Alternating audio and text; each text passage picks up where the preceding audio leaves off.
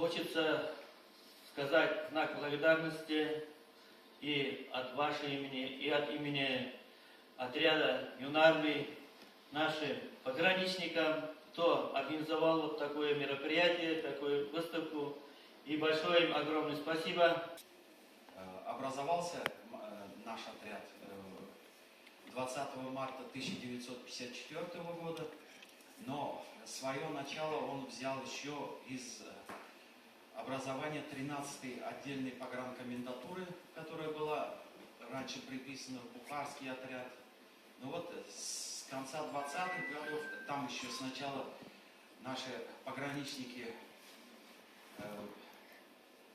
против басмачества, басмачей, защищали нашу родину от басмачей, и оттуда свое начало берет наш погранотряд. Тут экспозиции, тут оружие, одежда тех времен, 41-45 год, и немецких войск, и наших пограничников.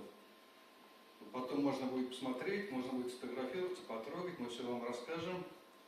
Вы знаете, кто такие пограничники-то? Да. На границе знаете, что такое, да? Вот тут дяди собрались, они служили все, мы ветераны пограничных войск, в свое время служили в погранвойсках.